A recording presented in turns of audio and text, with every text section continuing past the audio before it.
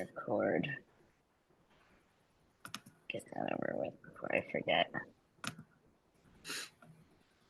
Okay, Annie. Hey.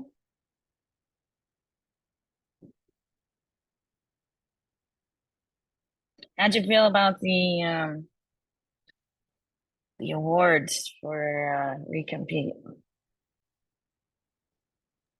Well, I mean, over 50% of them had rural areas in their scope, so that's pretty good. It's better than the CHIPS awards, which had rural explicitly written into the legislation. But when they announced those awards, they emphasized really strongly that it was rural or small town, which by EDA standards is like 250,000 people. So yeah, so I feel like Recompete reached a lot more rural communities than Not Appalachian ones, though. Yeah, I'm sorry to hear that. Although there wasn't one in Kentucky, but Yeah. Yeah. I mean, I think the breadth is a challenge for them with the limited number of awards they could make.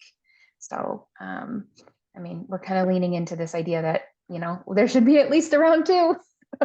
And hopefully we could reach more communities because so many deserved it. yeah. So you have a good case for renewed funding. Absolutely.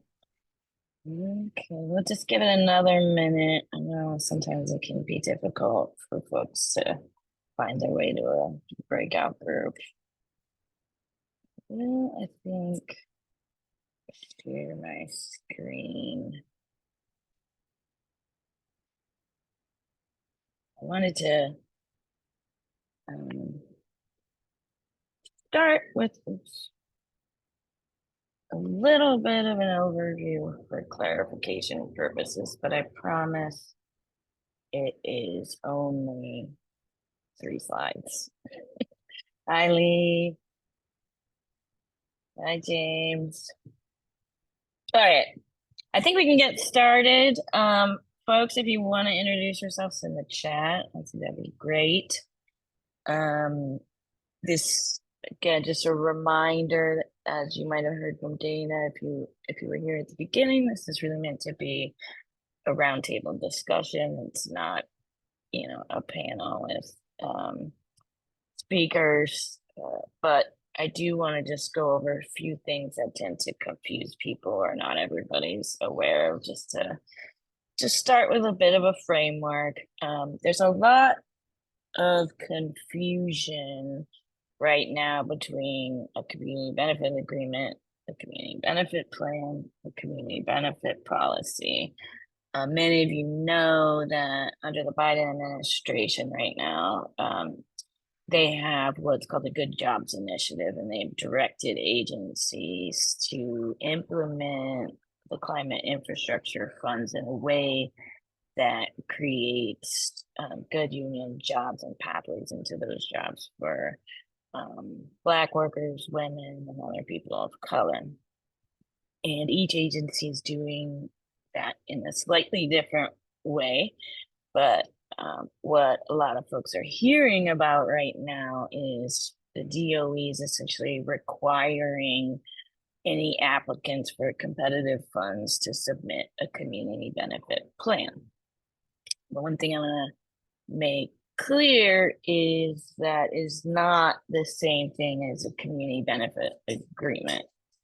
A community benefit plan, what the DOE is requiring is sort of how you get, or it's the process in which you get to a community benefit agreement.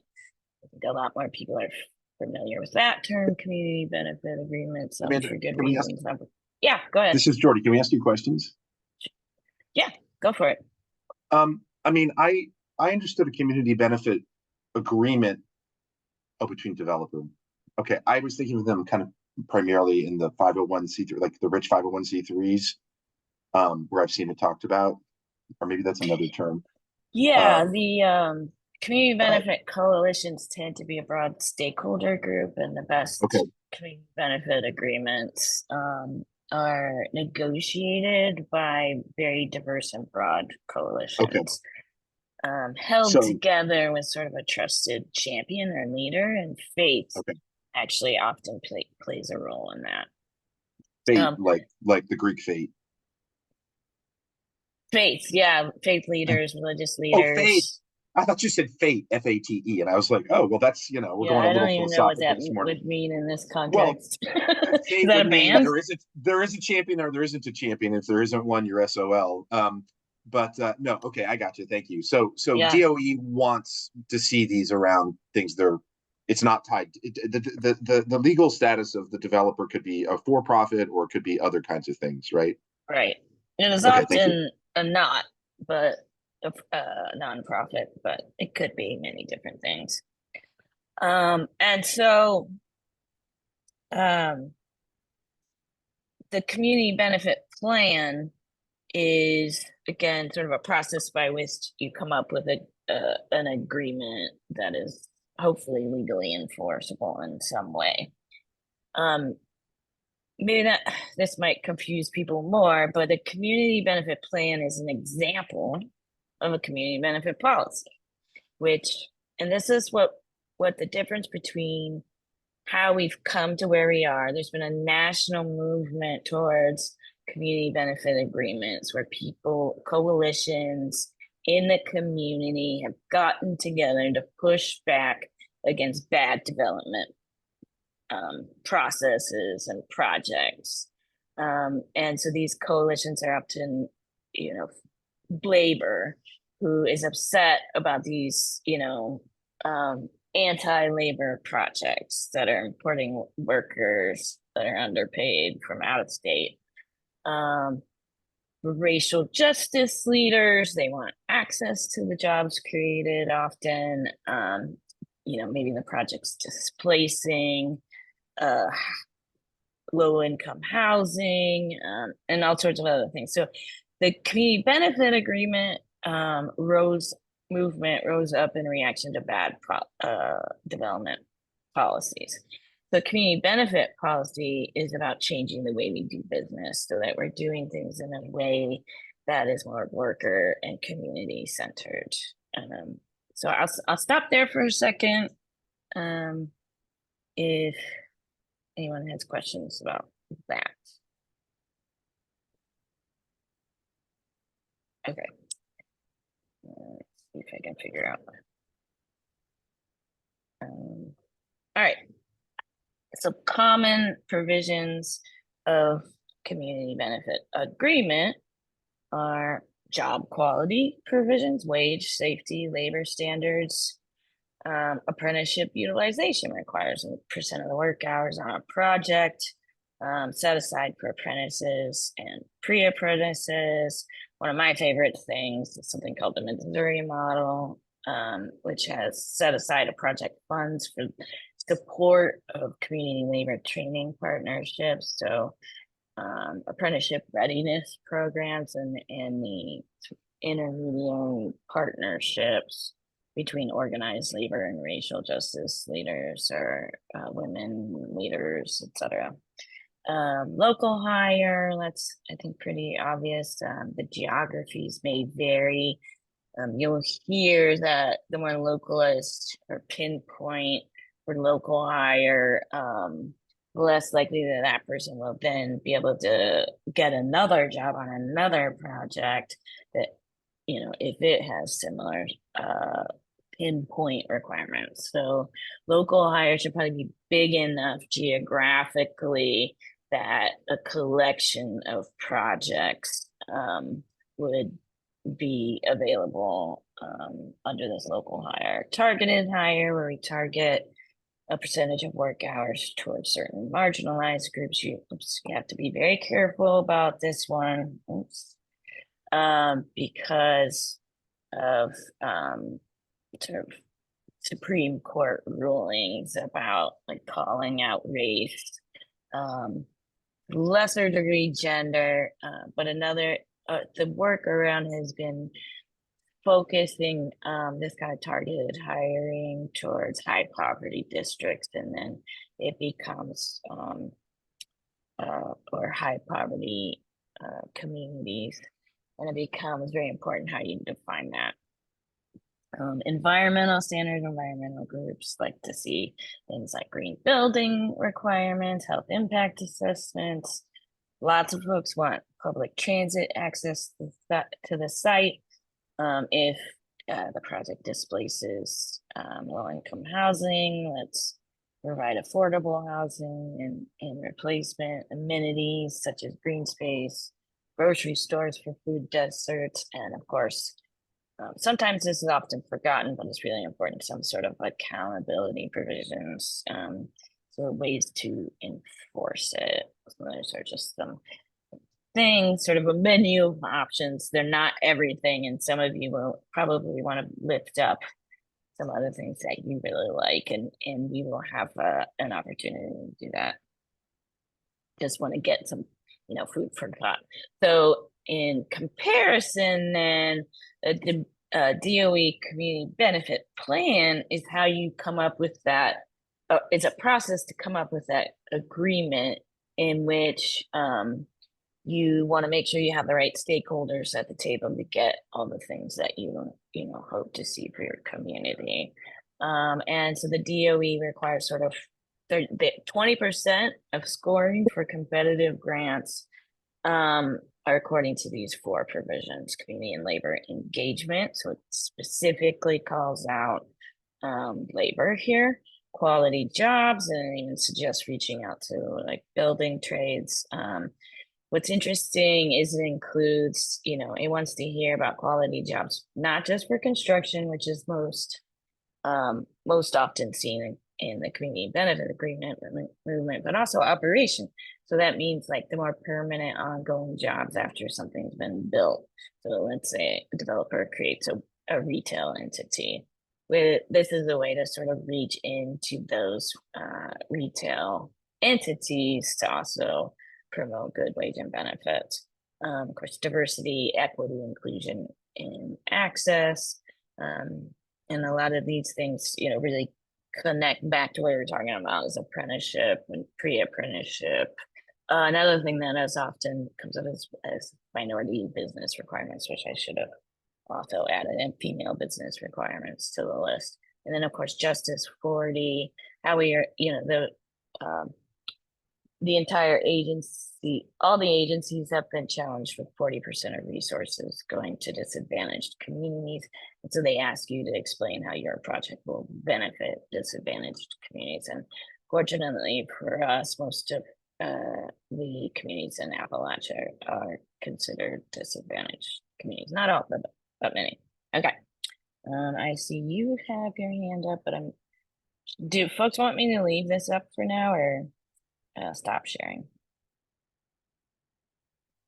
Right, no thoughts. I'm going to stop share. That's my preference. All right, Jordy, you have your hand up again, or is that from before? Yeah, I don't want to be the guy. You're the guy. Amanda knows me from many contexts, but yeah, sorry. And I'm just kind of jumping into the middle and trying to figure all this out. But you mentioned that DOE is particularly asks for these, right? Yeah, I would say going back to the Good Jobs Initiative, like each agency had its own approach to achieving the goals of the Good Jobs Initiative. The DOE took it towards this approach, which is essentially the requiring of a community benefit plan. So none of the other agencies are doing it as of yet, but I'm hearing that some of those other agencies are looking at what the DOE is doing and thinking about replicating it if it works. You read my mind, which was like, do we think that this is going to spread? Yeah, now I've been paying a lot of attention to EPA grants, but that's only because of how much I can focus on things. Yeah, a lot of people are struggling to figure out how to do it, but if we can figure out how to do it right, it could be transformative. And it, even local governments are thinking about these things. Like, do we, make this a requirement? We publicly fund. Can I bring up another example? Yep. So if people don't know, I work for DEP, although if I say anything that you think is problematic, I'm not here representing DEP, Pennsylvania Department of Environmental Protection.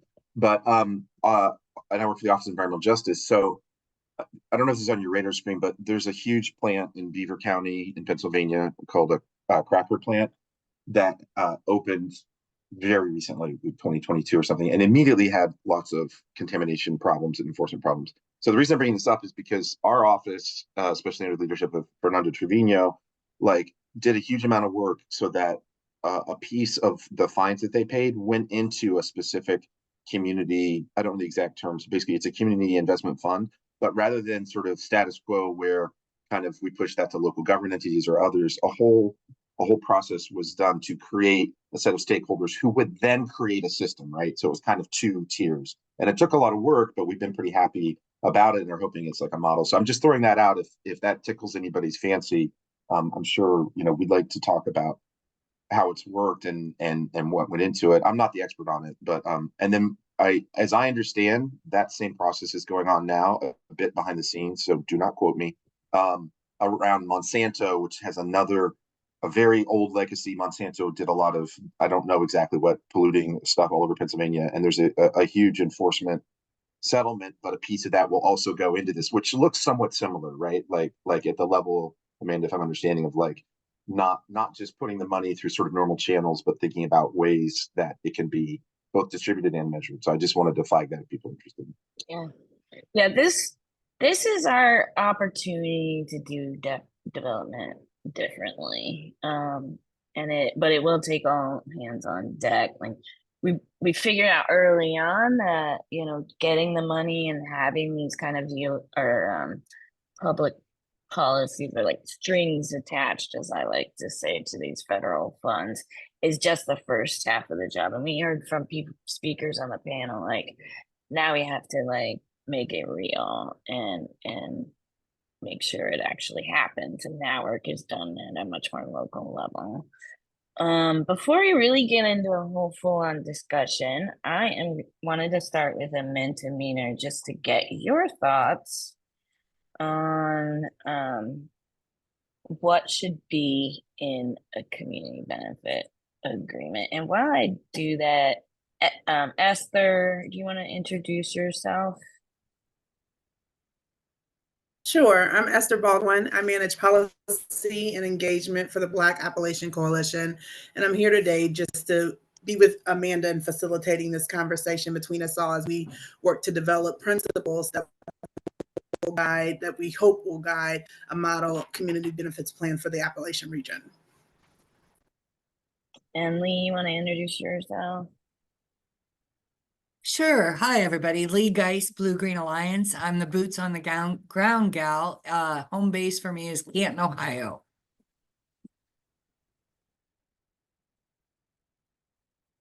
And James, last but not least. Thanks, Amanda. My name's Jim Quins. I'm the administrator of the Pennsylvania Foundation for Fair Contracting and a Michigan fan for you, Lee.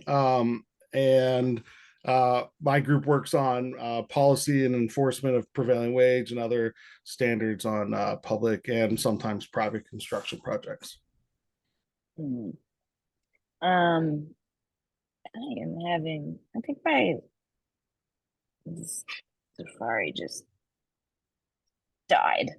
All right. What I was gonna do is create a word cloud where you guys can put in what you wanted in a community benefit agreement. So maybe folks can just put that in the chat. So if you could have 1, 2, or 3 things in a community benefit agreement, what would it be?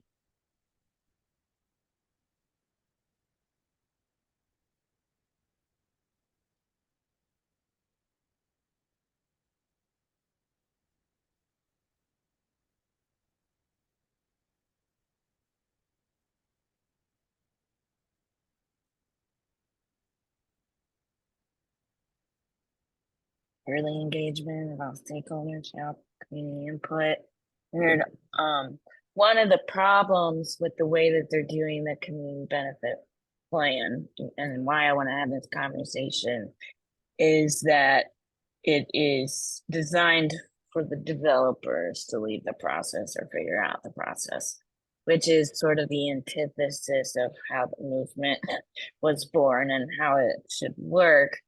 And my concerns for that, and I think people are already, it's already been borne out, and people are seeing this, is that, of course, from the developers' perspective, not all, but often, are the applicant, they're gonna try to do, race to the bottom, like, what's the least we can get away with? We've had somebody actually come to us, like, name your price. It, all they really need is a handful of folks supporting them and to say that they have community support. So some of these things might end up being like, okay, we got green space. Yeah, green space is nice, but it should be like one of the things, right? So how do we get out in front of that process to put together our own demands, and make it, put enough power behind it that it can't be ignored?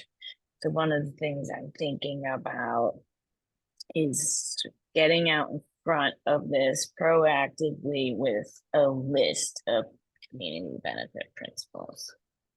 And so that's part of why I want to start this accountability, start this conversation. So one of the things we hear in that respect is, and Lee brought this up, is community input early and often. Like right now, the way it's working, we've got our project, and then we'll come to you to get community support, but you have to sign a non-disclosure agreement before you can even think about whether you're going to support it, and then you can't tell anybody about it. So that's not an ideal situation. Like, we want the project to get input before it even gets to the next phase. All right. So some great thoughts, like that'll get our juices flowing. We'll be saving all this into in the chat to put in sort of a community benefit action plan. So we have a note taker here. Thank you, George. And we're recording it. And so let's get this conversation started. I've asked Esther, Lee, and James to really put the first foot forward and get the conversation going. So Esther, you want to start? What I was think? going to defer to James because I thought he needed to, get in and out here. I wanted to respect sorry, I your missed that. time because I can go. No? Oh no, I'm here the whole time. Okay, my apologies. Okay, so speaking from the perspective of Black folks in Appalachia, that was the perspective, the frame that I was asked to come to this with. I would say, as a foundational principle, we want the same things that everybody else wants. We want communities that provide clean air, clean water, good land. So as a baseline, those would be parts of the community benefit plan. But more specifically, we need to address some of the historical harms that have happened with Black communities in Appalachia and in other places. And so other things that we might consider are negotiating for access to broadband or investments in access to broadband. When we're looking at local hire, we might look to ensure that there are no requirements for disclosure for justice to involve people so that doesn't become a barrier to employment. We might also look at affordable housing, which Amanda's already talked about, MBE and WMBE contracting. So that's minority and women in business enterprises. So contractual requirements or contracting requirements for those groups to ensure that, there is some economic benefit to the local minority and women-owned businesses of the community. Another thing that I thought about that, I've seen in some community benefit agreements, but not in many, is the preservation of historical sites and neighborhoods. Amanda talked a little bit about the displacement of people as these developments happen. And so these are things that you can negotiate for within the community benefit agreement, and things that I would be urging communities and stakeholders to be advocating for. One thing that Amanda also mentioned that I think is really, really important is making sure that we're a part of the upfront process, making sure that we're early stakeholders involved in the negotiation of these agreements, because a lot of things get going and then we find out about them last minute or not at all, and then we're excluded from the conversation. And so making sure that we're a part of that, but then also being very vocal within those negotiations about how things are defined. A lot of the agreement, its teeth will come from the way that the way that things are defined, the way the monitoring is defined in the agreement, the way it was even defined in the agreement, the way so it's important to like really nail in on those terms to make sure that you're getting out of these what you're expecting to get, because they're all going to be specific to the local communities. And so using a model plan for another community that doesn't really contemplate the issues of your community may not be suitable for you, even though it may seem on its surface or on its face to cover all the things that you may be concerned about. It may not get into the nitty gritty. So the devil is not only in the details, but the definitions. And so being very specific and explicit about how you define things within those community benefit agreements, I think is an important consideration for Black communities specifically. And Yeah, it's great. Thank you, Esther. James, you want to go next from the labor perspective? Sure. And I'll talk mostly from the labor perspective of the construction aspect of it, and let Lee talk about the labor perspective, about, manning and the operation of the site and the sort of, once it's built, the labor perspective of the place, the facility, or what have you. So, construction is its own special world in the economy and the way things are done and how contractors are set up and whatnot. And so, from the labor side of things, from the union side of construction, there's a couple things that we like to see as part of community benefit agreements. And then there's a couple things I want to sort of talk about that make things a little difficult, and you have to really sort of rethink how we put them into community benefit agreement from our side. So first is obviously the same as Esther, is being at the table at the beginning, having somebody from the construction trades, the building trades there at the beginning is just always appreciated, because oftentimes labor unions in many parts of this country, the last people or one of the last groups to get invited and are just said, hey, look, we've solved the problem about workers if you can just sign off here and agree with us, instead of getting the input from the experts on working conditions, right? We want to bring in the experts from all the different communities and ask them about what they're concerned about. And then two, for us, and this is not so much of a problem with like this Department of Energy grants or any of the federal infrastructure money, is obviously prevailing wages are very important to us. It's the regional wage of the area. It's done through a survey process, and it helps to make sure that even if workers are traveling in, that they're not going to depress the local standard of wages in that area. Sometimes there's going to be contractors who are specialty or very highly specialized that are going to come in from out of market, because there may only be a handful in the country to do a specific thing. And what we don't want them to do is come in and pay such a substandard wage that sets the new floor in that region. We want to continue to maintain the wages there, and through the use of prevailing wages, that's great. And so, if it's not required, there's nothing that says a community benefit agreement can't add that standard, right? Just because it's not required by whatever federal funding that it might be there doesn't mean we can't add it. The next is training and apprenticeship utilization. Look, a lot of research has come out recently that said we're running into the silver wave of retirements, as we're calling it in the construction industry. A huge number of people are going to retire. Couple that with this period of time, starting in the 80s and going through the early 2000s, when the idea of going into construction was thought to be the worst decision somebody in high school could make, and that there was no safe or good career path there, has left this sort of bubble that's about to burst in terms of skilled workforce to build these infrastructure projects or these factories or these energy centers. And so by requiring apprenticeship utilization, you're going to force not only the owners of the project, but the contractors that are hired to use a great amount or a larger amount of apprentices and offer them those training opportunities, because frankly, these construction firms are businesses and they're going to use the minimum they can. Even our agreements, we continue to bargain for more apprentices on the job site, but until we win that bargaining agreement, it's stuck at that number, and they're going to use the bare minimum because they're going to perceive that as one person that's less capable of producing for them. There's a lot of balloons in Amanda's thing there. So by having good apprenticeship utilization standards, that's going to be great. I really think the model that the Inflation Reduction Act did for the tax incentives is great. That's 20% apprenticeship utilization. And then we do like local hire. But here's where I start to get into sort of the nuance of things, and people need to think about where each project is and how to craft these policies based on the location. If you're doing a project that has this money in the city of Pittsburgh, local hire is a very easy thing to handle because there's a lot of people that live in the local area. And there's going to be a percentage of those people that are going to have already worked in the construction industry and have skills and training to do it. Because more and more every year, construction becomes more and more technically challenging and higher skilled. And so without training, you can't just slot right into a construction job.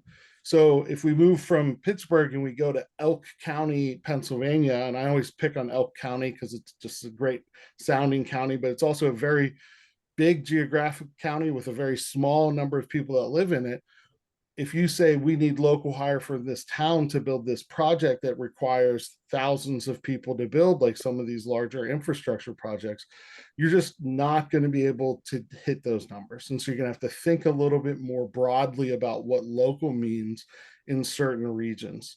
And then the same thing goes about apprenticeship utilization and local hire for apprentices, is you have to be upfront with the community and saying, construction jobs don't just happen in one location. Once you're done with that project, there may not be a capital project in that town for years. And so you may have to travel. And we have found that there's this breakdown in communication with new apprentices that are brought in through local hire programs where they're thinking the career will leave them to build in that town for the rest of their lives.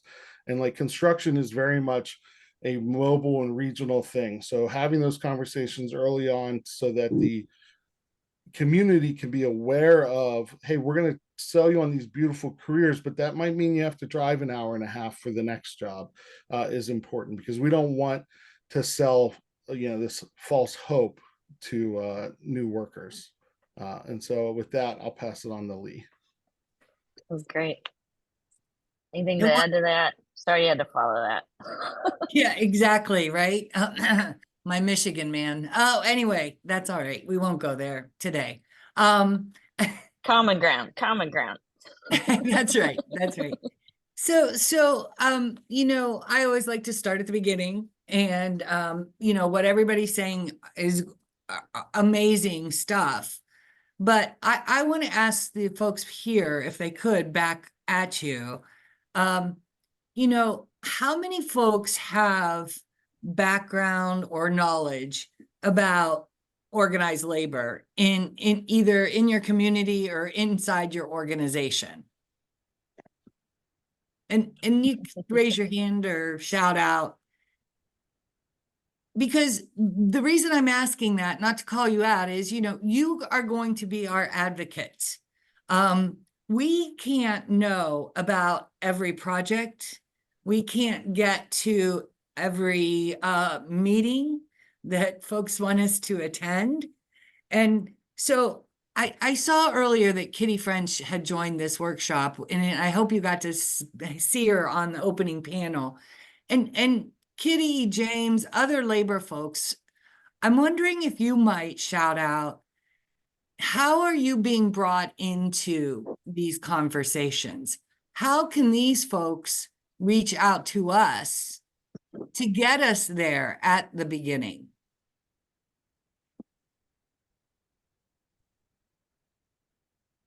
Hi, Lee. Thanks for your work. It's always good to collaborate with you and your team. Kitty French, Act Ohio Building and Construction Trades Council.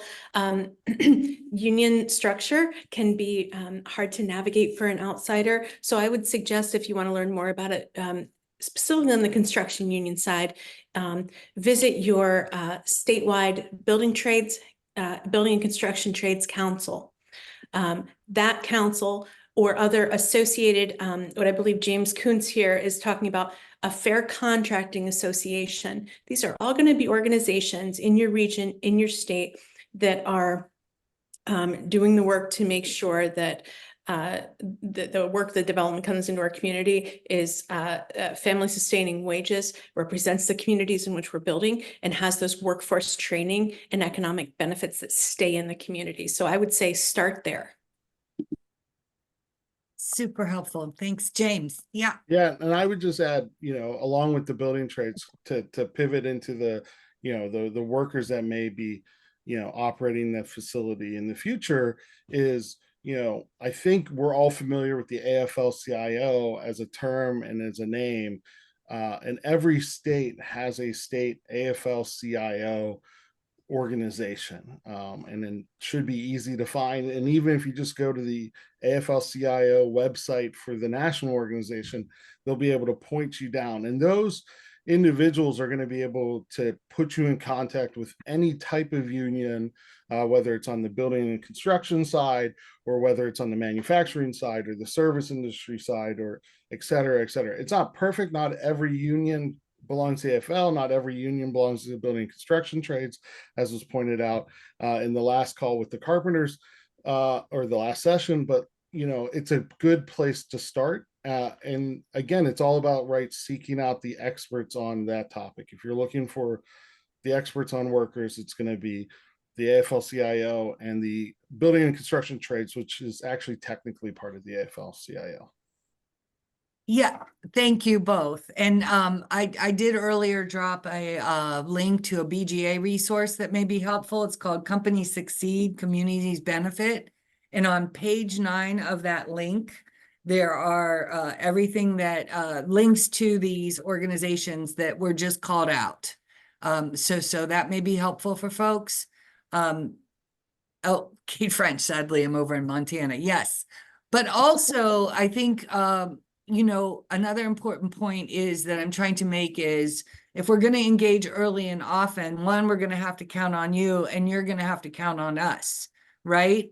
Reach out to organizations that my uncle used to be a steel worker.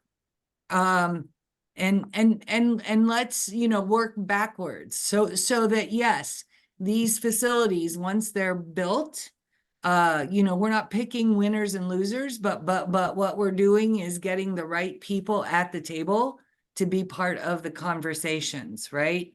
And I think that is so important to get there early and often.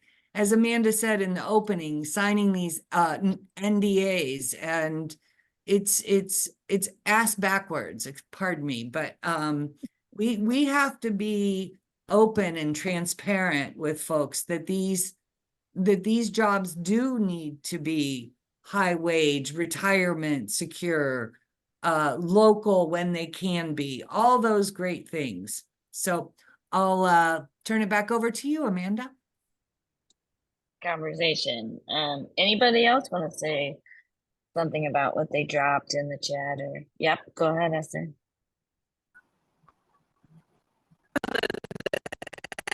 One thing, just putting on my attorney hat for a second. Yeah. One thing about these community benefit agreements is the question of consideration around enforceability.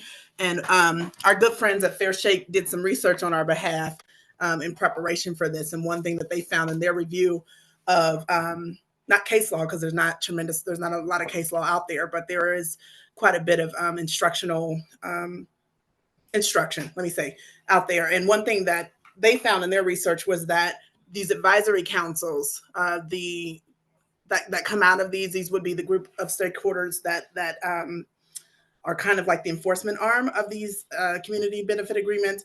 Having those as a part of the community benefit agreement and making sure that they have a meaningful contribution and ongoing oversight is sufficient. I should say oversight and input is sufficient consideration for these community benefits agreements to be enforceable. And so it's an important piece because it not only gives us like the direct oversight and input, the actual meaningful and robust engagement that we're looking for, but it also makes these enforceable in a court of law. So just Love it.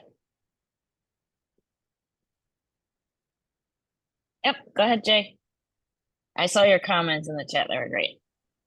Thank you. Hi, everybody. Jay Mehta, currently the Northeast Director for Jobs to America, soon to be manager for our new Community Benefits Agreement Resource Center that we're launching hopefully the next few weeks. So just a little bit of perspective, I think from our end, we are a national kind of policy center that works with a number of unions in the manufacturing space to try to get strong legally binding community benefits agreements in place for, starting with like bus manufacturers and rail manufacturers, and now thinking about kind of the rest of clean tech and kind of where, everything combined from like DOE money to other kind of agreements, or sorry, other kind of manufacturing occurring in our regions. Just from our kind of experience perspective, we found it useful. I think the idea of like, when we find out about these things, we're lucky enough, I think, capacity-wise, we've grown it as an organization where we do a lot of proactive research around what could be happening in certain regions and states. So we know, for example, that there could be X number of DOE dollars, 60% might have been given out already. Where is that other 40%? Like, is there a way that we can actively engage this company, corporation, developer, manufacturer ahead of time? But I think one of the challenges there too is making sure, as Esther was saying too, that this is really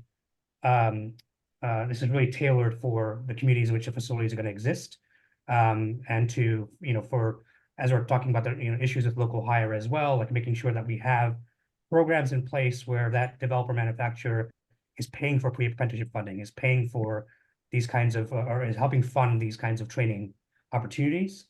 And I think one of the other things that can be overlooked for us is making sure that as we're working with our union partners, that we're building a very robust community coalition that's helping negotiate these community benefits agreements.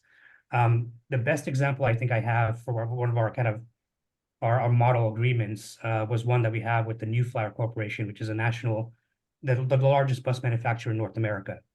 And in, I want to say about a year and a half ago, we were able to put together a very multi-year fight. This wasn't a simple engagement, but we had to have enough leverage through a comprehensive campaign, looking at everything from their investor strategies to looking at their customers, the trans agencies they're trying to bid with, and really coming up with the comprehensive campaign. We're able to kind of leverage our community coalition, we call it at the time the Alabama Center for Community Benefits, to help actively negotiate this agreement and set upon like these, what the targets look like, what are the percentage hires. We're being I'm sorry, everything from like ban the box to environmental justice issues to kind of making sure that everybody within this space has an opportunity to kind of engage and help negotiate part of this agreement. We've in particular, I think, trying to think about clean technology spaces from everything from offshore wind. We've done some work regionally with like BGA as well, and other union partners, but it's understanding that a lot of this stuff is moving very rapidly. And it's really necessary, I think, to, as much as we can as our individual organizations, do that kind of preemptive work where we understand where this money's going, what manufacturers, developers, others might be setting up in our communities. And as much as we can be a resource for that too, I think that'll be part of the goal of this new center, to be able to help provide that information to other organizations. The last thing I'll say real quickly too is I'm gonna, I think I can drop in this chat, I'll drop the actual agreement that we have with New Flyer, which is, and in the beginning, you'll notice like there's a settlement of a lawsuit as well. We had to kind of run a very comprehensive campaign, which involved a lot of legal work and lawsuits, but we're able to kind of get to this place where we're using this now as a model for national agreements. So I'll make sure I drop that in there just as a resource. If I remember correctly, and maybe I'm thinking about something differently, but this agreement covered not only construction work, but also went back to the manufacturer as well. Yes, and it's actually primarily focused on manufacturing as well. We wanted to make sure that, through this process that the company was committing to developing new facilities in areas that underrepresented, but also that there was a multi-year agreement for pre-apprenticeship funding, for manufacturing, for finding local hire, targeted hire, and that the community coalition was as much a part of this moving forward with the manufacturing space as was the company. That is so cool. Is that something we can put on can we put your model agreement on our webpage or our resource page? I think it's Should we okay to link, share within maybe this link to space your right now. page? Okay. Yeah, Yeah. maybe link to the page. I think that what we want to do, I mean, I'll share it in this space because it's all of us kind of talking about the same. It is technically public. I just want to make sure with our national team that we're not gonna ruffle any feathers with the company, but I definitely Yeah. want to include it here just as a Fair. resource. Okay. Thank you. Who else wants to add their thoughts to this conversation?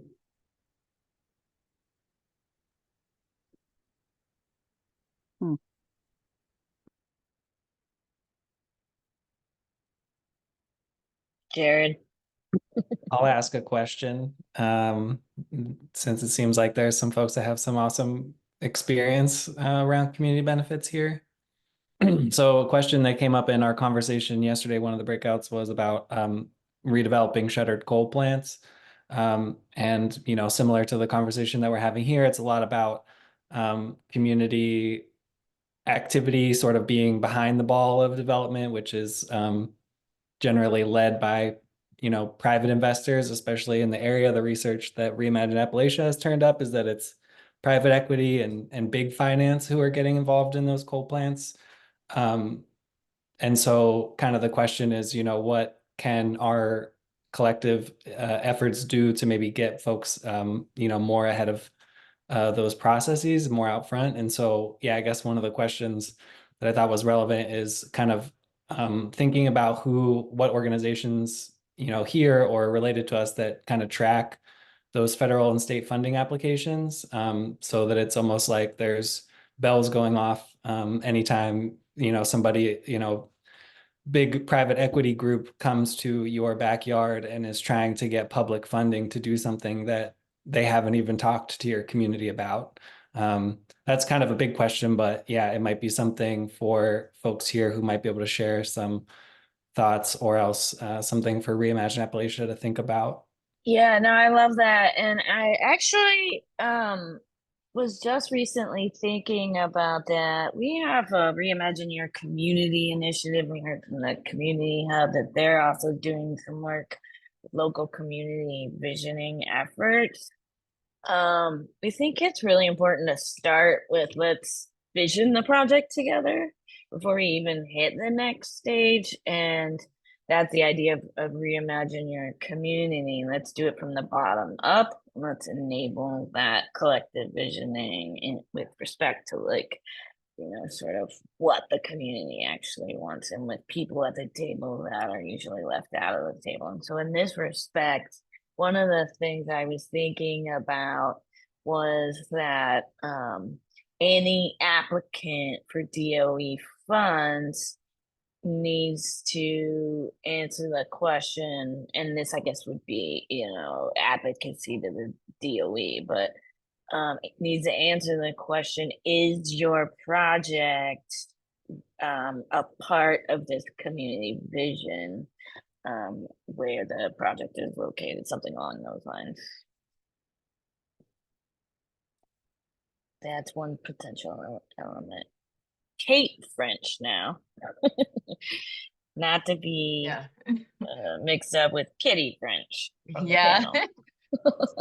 Fun to have a doppelganger on our call. Although doppelganger is kind of one's bad, one's good, but we're both good. So I think one of the things that's, as I've been digging into the community benefit plan process, with DOE, and thinking about other agencies that might be implementing this.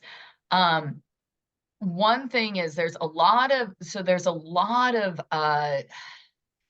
examples out there regarding like big construction projects and CBAs, right? And what we don't have as many examples of are community benefit agreements, or, you know, a type of agreements that that would cover, you know, like a facility, sort of like the New Flyer example, where it's a manufacturing facility and it's something that's like ongoing. It's not just a construction project, because you always have the construction phase of it. But I think the challenging piece is the operations and maintenance workforce, and how, like, it's a little bit of a gap in some of the DOE guidance on this, is like, how are you what efforts are you making to retain the existing local trained or incumbent workforce? And I think that we kind of, as I mean, this group and, you know, a few others around the country, just could really put together some solid thinking about like recommendations to make, you know, even to communities along these lines. So that's one thing that I think would be really good. I think also communities are really hungry for more case studies that are not just construction based, like a stadium, right? And so I think that a repository of, I mean, those are great, but and Columbia Law School has quite a few examples there, but I think even just having the write-ups of those, and really just like sharing more of those examples between us would be really, really helpful. And then, yeah, I think the last thing is just like thinking through the community, how to reduce like fatigue of these communities, right? That might be, you know, asked a million different times, you know, like as this progresses, to participate and kind of come up with like enforcement regimes, like whole cloth, you know, or come up with oversight, you know, regimes, whole cloth, you know, and like standardization that could be helpful. And I don't know if there are like really good partners at like the state level, or like, you know, municipality like associations or something, you know, where I just feel like we're asking a lot of them to be really sophisticated in dealing with, you know, developers. And I think that there's a little there, we're gonna run into fatigue earlier than we think. So yeah, and we're already seeing like we have developers coming in and saying we have no idea what to do. One of the things I'm thinking is, you're like right where I'm at is, can we put together a model agreement or plan, but even take it a step further, but where all the different stakeholders, like we did with our blueprint, sign on to it, endorse it, like this is what we want. And with, of course, the more endorsements we get, the better. And it is one of the other things I'm concerned is, if every little community has to negotiate it, then if one community goes more aggressive than another community, like we have, you know, another way to hop around and pick. So if we have like a regional, you know, endorsed model, this is what we want to see in our region, with a lot of signatories and power behind it, that might be effective. Sorry, Jim. Almost started talking without unmuting. You'd think I'd be good at it, but by this point, I just wanted to respond both to Jared and to Kate. So first with Jared about tracking. The problem, one, is that there's just thousands of programs, right? So I know that it took a member of the Pennsylvania House to just personally put together an entire list of all the grants and funding streams that Pennsylvania has, and it is like 150-page long booklet with all of these grants in there and describing what they're used for. And so that serves as a certain level of difficulty. And then to put it sort of in perspective is like, my organization has a database that sucks in all the information from one of the biggest construction project programs for bidding out projects. And just in the last 90 days, there's 1,629 projects that have had some kind of update in Allegheny County alone, around the city of Pittsburgh, right? So just to sort of put the perspective of tracking, it's very difficult if you're going to track at scale for everything. And really, you need to have just different groups, honestly. If you're interested in tracking, just coal power plants and shuttered coal plants and that, you could do that, but you got to like focus on that. And then once you find out what programs there are, that should be easy. Otherwise, it's like drinking out of a fire hose, the classic analogy, right? And then to respond to Kate, and now I'm almost forgetting what I was going to say. Just in terms of thinking about like, okay, so the DOE is probably limited in how they can craft what they require for a CBA because the money stops at a certain point. And to put an example as to how it could be different is if you look at the Inflation Reduction Act energy tax credit program, those actually have ongoing requirements about the at least the maintenance construction at a facility. So those require 10 years of prevailing wage and apprenticeship utilizations because the company will be applying for these tax credits over the course of 10 years. So some of that is just a statutory thing and probably a legal thing.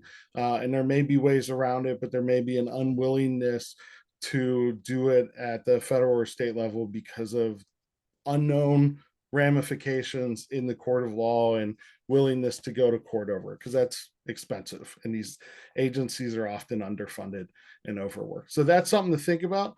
But with that being said, I think the model that the Treasury is using for the Inflation Reduction Act tax credits shows that you can kind of create a model for ongoing concerns about the maintenance work and the construction work that'll be ongoing at some of these facilities. And that includes manufacturing that often has to shut down for retooling every couple of years or major outages and things like that. Again, something to like reach out to your local construction trade unions because they have these agreements in place for working on nuclear power plants or other places or at these former coal plants where they did a lot of that maintenance and construction work, and can talk to you about how do you structure that into a community benefit agreement. I try to say that all the time because CBA for me is a collective bargaining agreement. So. And that makes me think about a labor peace agreement as another way, like something we could include in maybe a community model community benefit plan as a way to like create some ongoing labor standards in operations and maintenance. All right, Heidi.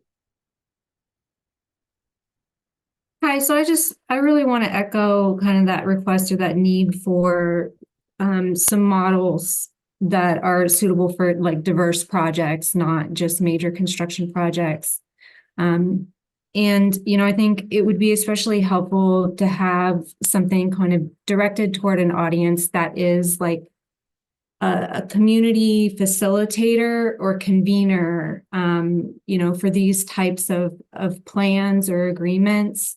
I think having sort of an on the ground, ready and willing coalition of organizations, partners, individuals, institutions that are standing by, ready to institute and put this process into motion when projects come available or developers approach looking for that, like having that coalition ready built and ready to pull members into and stakeholders into the dialogue would be helpful.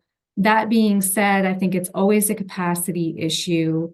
And in this arena, I think that there's a real lack of a skill set and an education around how to meaningfully like convene these dialogues. And use logic, use data, find common ground amongst people with very diverse skill sets. And I think that the comment about the community fatigue and stakeholder fatigue is a real thing that's going to become a real challenge as, you know, these community benefit plans have to become a part of all federal funding applications through DOE or EPA or these other organizations.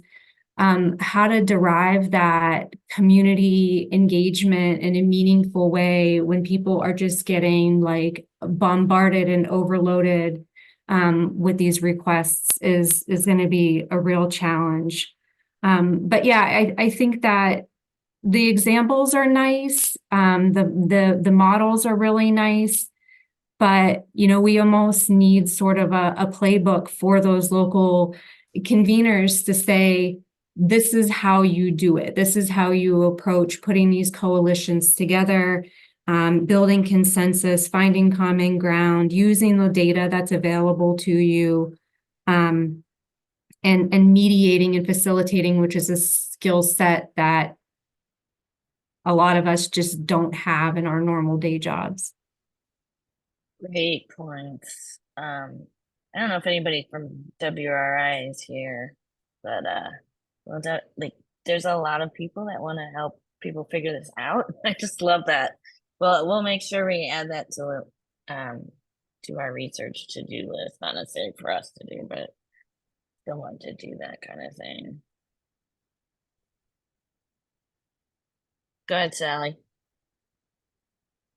Speaking of people without adequate skill sets, but I just want to say that our communities in Appalachia have often gone for, you know, sought after these jobs that provide, or these projects that provide immediate jobs, and then are left with devastations of our communities, our environment, and our health. And if we don't make sure that we have really strong upfront requirements in these agreements that protect the health and the property, you know, we're also left with properties that are worthless or semi-worthless because they have been abandoned by these companies so these are considerations, but most importantly, the health of future generations, not only the health of workers, which we're now finding are put in peril and have found, you know, throughout the years. So many of our families have suffered. So I really just want to stress that. Anyway, that's all I have. Yeah, one of the things I helped put together a community benefit coalition in Cuyahoga County in Ohio, and one of the things was novel but was really interesting and people got very excited about was using a health impact assessment as part of the project process. And the idea was like you do this health impact assessment and, you know, basically adjust your project accordingly. You know, maybe it's change this or, you know, fix this, but at the very least mitigate any harm or offset any harm and like create. Right, and including transparency requirements, as was stated by many people in the chat, is one of those methods that can go to a long way. Also expanding the definition of health impact, because so many of the chemicals or so many of the impacts, health impacts, are not provided in government data. I mean, they aren't updated or even explored in the government data. So I think providing a wider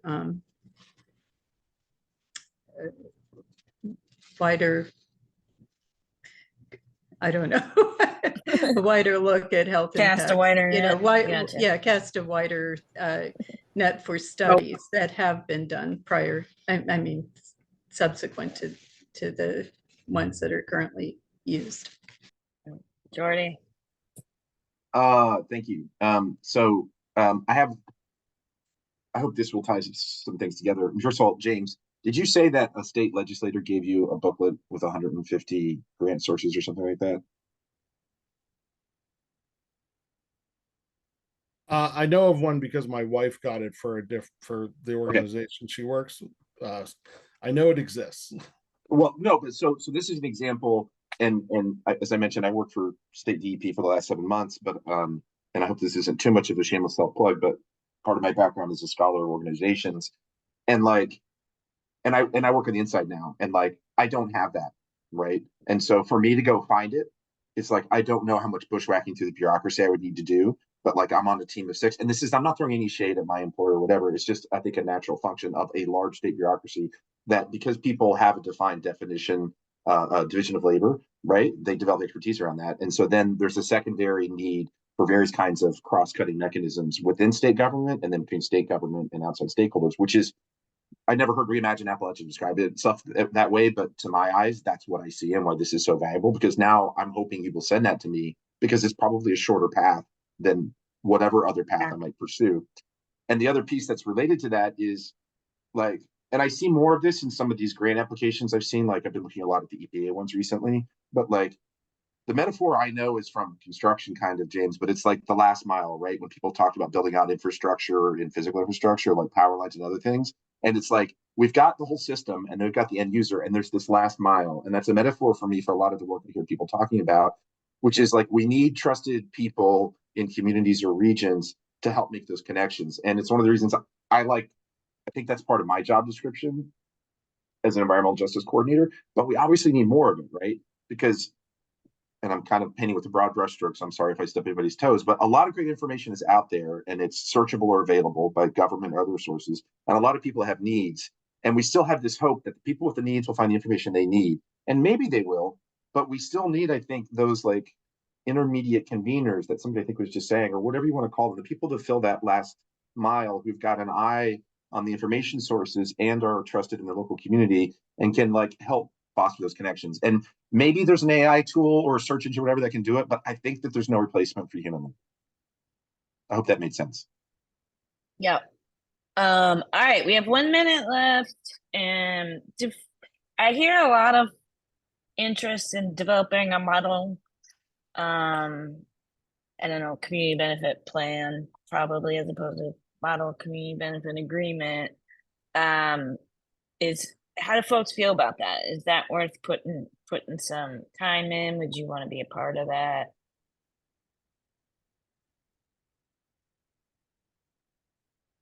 Seeing nods, heads nod. Sorry. All right. I guess we'll move up. Good. Put your answers in the chat if you want, and if you want to help